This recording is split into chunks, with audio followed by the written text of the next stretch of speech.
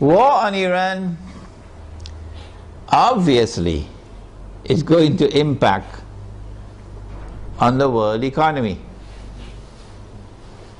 Number one, on the price of oil.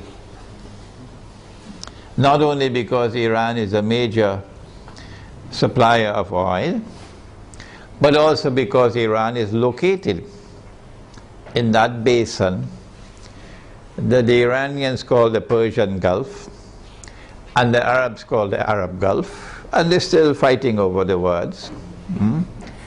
This is the oil basin, and the river Euphrates enters into this basin. And Nabi Muhammad alayhi salatu wasalam told us 1400 years ago that the river Euphrates will uncover a mountain of gold. I suggest that you don't wait for the metal. I want to suggest to you that this is not a text to be understood literally. Protestant Islam is going to wait for a mountain of the metal. Let them wait. And we're not speaking disrespectfully of Protestant Islam. No, we're not speaking disrespectfully of the Salafis. Let me repeat it. I am not speaking disrespectfully of the Salafis, and I'm not speaking disrespectfully of their methodology of a literal interpretation of the text.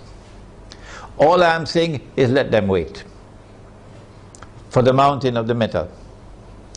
We interpret the text differently. And we say that mountain of gold is already here. And it's black gold. And it's oil. And the Prophet prophesied that they're going to fight over it. And in the end, 99 out of every 100 are going to be killed. Conventional wars don't kill 99 out of every 100. Conventional wars do not kill 99% of all combatants. This has to be nuclear war to kill 99% of all combatants. Okay? So the Persian Gulf or the Arab Gulf is waiting for nuclear attacks. The price of oil is going to shoot up because Iran can also block the Straits of Hormuz. Yes, in our Iranian territory on this side and Oman on that side. It's not difficult for Iran to block the Straits of Hormuz and disrupt the passage of oil tankers. So we can anticipate fairly confidently that the price of oil is going to escalate dramatically once the attack takes place. And the American government knows that. And that's why the American government does not want Iran to be attacked. Because the American government knows, and the Federal Reserve knows, and the bankers also know that the US dollar is going to collapse. It will not survive an Israeli attack on Iran with the price of oil shooting up through the roof. And if the US dollar collapses, of course, they're going to have to demonetize the US dollar. It will no longer be legal tender. They have to have something in place. They probably already have something to replace it, but at a fraction of its previous value. The American economy is going to collapse.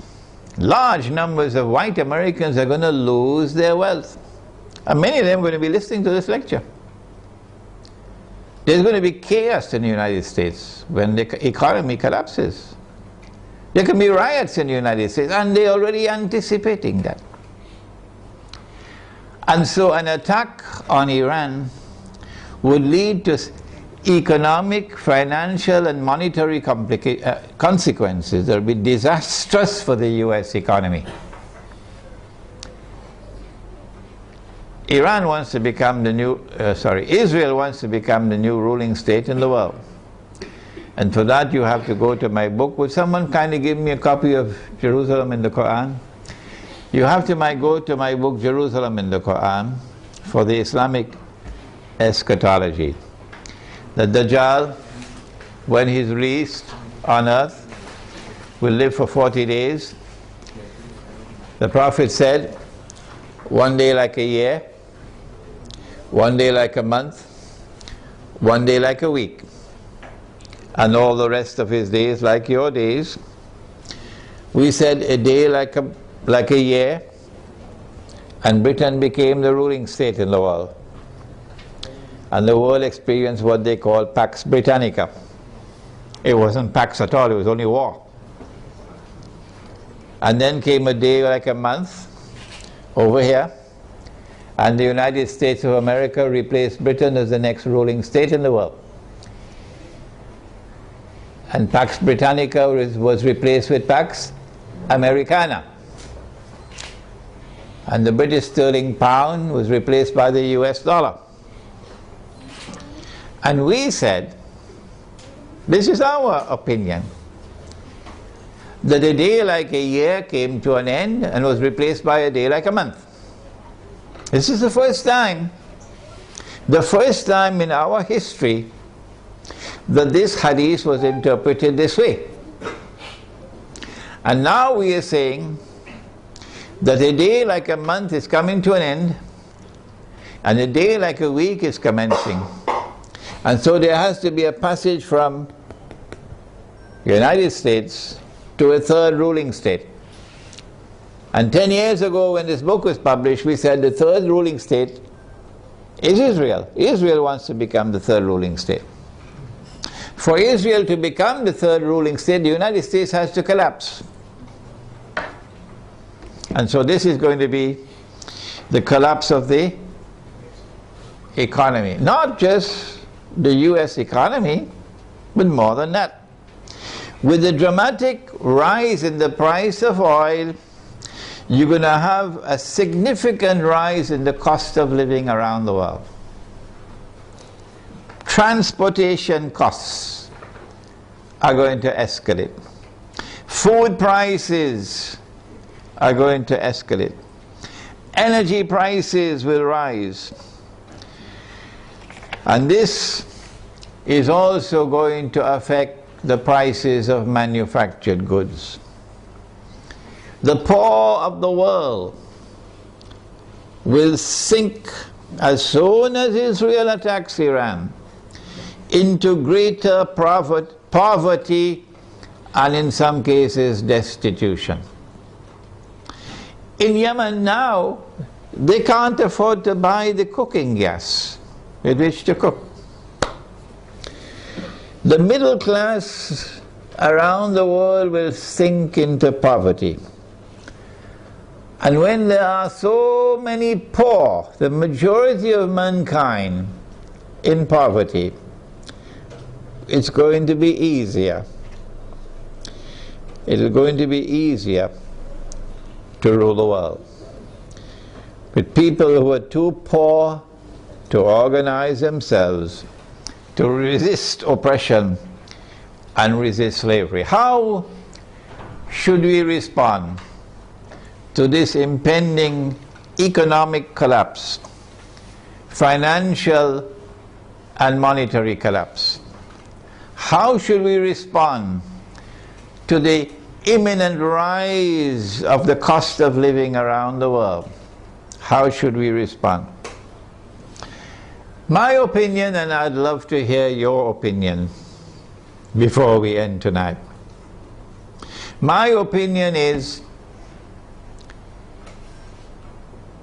to go to that hadith of the Prophet sallallahu ta'ala alayhi wa sallam.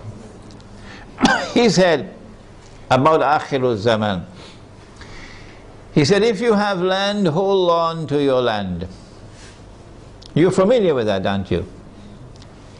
And he said, if you have animals, hold on to your animals.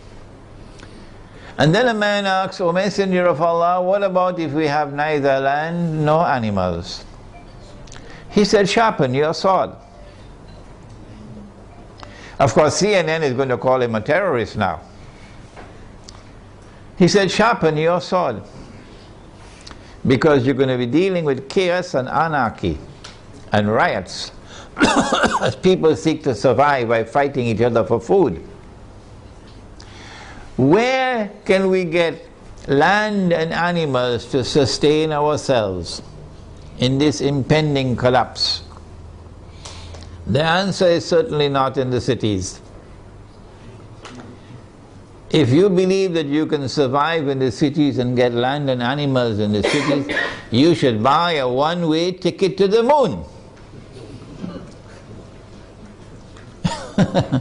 And so Egypt, I'm talking to you tonight. In Pakistan, I'm talking to you tonight. Listen to me and get out of the cities. 20 million people in a city, 15 million people in a city, who's going to feed them? Where are you going to get your food from? What's going to be the price of that food? Get out of the cities while still there is time. Go to the countryside. Go to where rain falls. Go to where there is water. And produce your own food. Dairy crops, food crops, dairy farming, milk and meat, so that you can survive the storm that is coming. Ensure there is water supply. Do not depend on oil for energy. Use natural energy. A bicycle is natural energy. Wind, solar energy, water energy. Number 2, live in small communities, because small communities can more easily sustain themselves without having to be dependent on supplies of food from outside the communities.